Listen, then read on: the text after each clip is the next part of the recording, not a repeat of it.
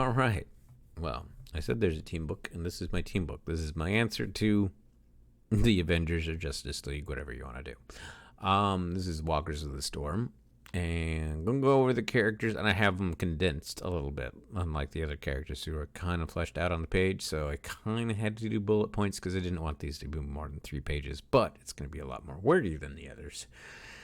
So I'm just going to get right into it. And we're going to start with Grimrose Reaver Thorne, who basically I came up with a long time ago. Back in my EverQuest days, believe it or not. Oh my gosh, I can't believe this. This character's been around that long. Wow. She's a dark elf. She's a necrotic knight. That may seem like she's going to be like Shadow Knight from EverQuest, but nope. She's the leader of the Walkers of the Storm, and she almost lost the group. They almost fell apart. We'll get to that. She wields a shadow scythe, which is a scythe that looks almost like it's made out. The blade looks like it's almost shadow. And she wears blue plate armor, dark blue plate armor. She has shadow magic, which helps her manipulate shadows. In fact, she uses that quite readily. She can actually use her scythe to pin down someone's shadow, which keeps them from moving. There's a lot she can do. She can manifest a shadow walker to help her fight if need be. She doesn't like doing that because they quote unquote creep her out. So she literally relies on her skills with the scythe and utilizes the shadow magic to enhance her blows and enhance her speed a little bit. We'll get into it when we get into the background notes that I have where her quote is, "Forgetting is no way to live." And my original story for the Walkers of the Storm had her sister sacrifice herself after becoming a banshee, no less. And using her, because in my world, if once a banshee uses their wail, they move on. And Grimm's sister moved on by using the wail on a demon lord. Grimm was once a general to her people. My dark elves are not bad. They actually all live at the heart of forests, which have all become hardened and petrified. She reformed her team after she thought they might break up because she's trying to do it via military, and everybody has to do training exercises and whatnot, and learned when she lost her, as her sister went through what she was going through, that's not the way to do it. So she promised to do friends and family first and let things go. If things need to be practiced, she will put it to the group and see if they need to work on things. She basically is now having to do things a different way, and her whole arc, in fact, throughout the whole novel, was to be her coming to terms with she has to try and do things a different way, and she's trying to make everybody else happy at the expense of her own happiness. And she finally, near the end of the book, she was going to find out that Ghost Comet, one of her team members who came from space, developed a crush on her, and she had to quietly turn her down because her affections went elsewhere. And I'm not going to go into that at the moment, but trust me, there's a reason. And let's start moving into some of the other characters. Grimm is always got a big place in my heart. In EverQuest, she was dual wield, and in City of Heroes, I had her dual wield, but here, nah. I went with just a scythe because I like scythes, as you can tell, because Gazelle uses dwarf scythes. We get to Hazel. Now, Hazel's not going to be a big surprise here because as to what she is, she's a hare, which is basically a bipedal rabbit. She has long tapered ears. I have 3 types of hares. One's the lop-eared, the tapers, which are long ears. The lop-ears, their ears kind of droop. The third type, they're called the mops. And that's because they have a big tuft of hair on the top of their head. And yes, that's a nod to Bigwig. And they're a little bit sturdier. Hazel here is a taper hare. She's known as a jumper, which is my answer to the Dragoons. My jumpers don't literally have they do things differently, Dragoons in Final Fantasy, though. She has a wind lance and utilizes wind magic. Her quote is, I can and will jump at any chance to help my friends. She's actually kind of the comic relief of the team, but I love Hazel. She is amazing. Her background notes are, she's an homage to the Final Fantasy Dragoon, as I mentioned. She uses wind magic to increase the height of her jumps and the speed of her impact. That's key. That's what all jumpers learn. They utilize wind magic, and they have an affinity to the elemental plane of air. She's best friends with Felicia, who we'll get to in a minute. She's the prankster of the group, and her mini arc is about helping make peace between the hares and Tailipo. The Tailipo are dark furred type of hare that have long tails and claws instead of being normal hares. And they have dark gray to black hair, fur, and glowing red eyes. Okay, moving on. Felicia Sinclair. She's a wolf. She's also a druid. Note I didn't say she's a werewolf. Note I didn't say she's a bipedal wolf. Oh. She has loose leggings that she wears. She's one of my kind of exceptions. She has a t-shirt that has cut off sleeves. She has healing and nature magic. She is a druid after all. Her quote is, define hard. I raised 2 kids during a year-long locust swarm. And she did. She learned how to become bipedal from a druid. She looks human, save for her wolfish eyes, ears, bushy tail, and red skin. She can change back into her wolf form, which is a big freaking wolf with auburn fur.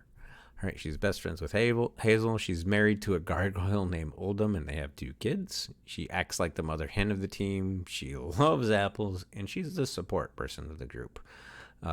During the whole story, she's always trying to balance things and make people see the wisdom of their ways, because she's been a mom for a while. Her kids are teenagers now, and she's constantly swearing under her breath, going, I swear my teenagers are just like my friends. And so she's constantly being the mother hen of the group and trying to get them to see reason. Whereas before, when the group almost broke up, she was actually pregnant with her second child and didn't want to put that at risk. And now that she's a mom, not intending to have any more kids, and they've grown up, things have progressed. And she feels like she's like, I gotta be a mom to 2 groups, to 2 families. But at the same time, she also thinks it's kind of awesome. Next, Ghost Comet. She's a Genshin, my own race that I've created. She's an explorer. She has a white uniform with yellow highlights, and she wields cosmic fire. She's kind of my fire blaster of the group, but the cosmic fire is kind of purple. Quote, I try to learn, but must it mean my heart breaks? Yeah, and pardon my neighbors, they're butt munches. Her background notes are, she has white glowing hair, which kind of has pink lavender highlights. She has pink skin, jet black eyes. She blasts cosmic fire from her hands and eyes. She has a crush on Grimrose, as I've gone over. And she is meant for another character. That's why I would have had Grim break it to her easily that she's not interested, but Grim's interested in someone else. Her race is born in space and thrive on exploration. And lastly, we get to my married couple in the team. Yorm, which is short for Jormungandr.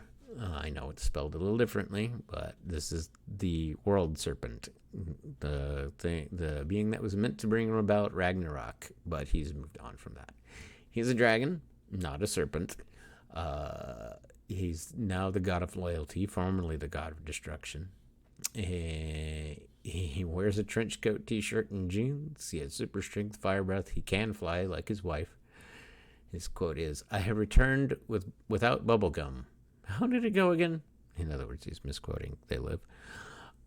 Background notes, he passed judgment on a version of Earth, moved people he and Kazal liked to a safe Mourn, others were divided onto a prospect world and a prison world. Prospect world is you have 10 generations to prove that you're willing to move past how your race used to work and get past the greed and all that whatnot. If not, they'll lock it off. No race has actually turned away how things actually work on Mourn. This is married to Kamara. He actually had guilt for a long time because he thought he destroyed the homeworld of the Grey, which is an alien race that experiments on other races. Yeah, those guys. But it was actually moved by Loki, and Yorm was blamed. Kamara. Yeah. There's a net. I thought I solved that problem. Kamara is a Cthulhu. You're gonna go, Gesundheit? No. She is the gunslinger that was meant to work with Freya Kane, but retired. She has leather armor. She does wield spell shots, which are the equipment from their classic equipment. She has a shotgun and 2 revolvers, which I didn't list here. I don't know why. Quote, I just want a moment of peace with my husband, because her husband's been away for a long time, passing judgment on Earth. Oh, and they are actually trying to move off the team and retire, and they're looking for two to replace them.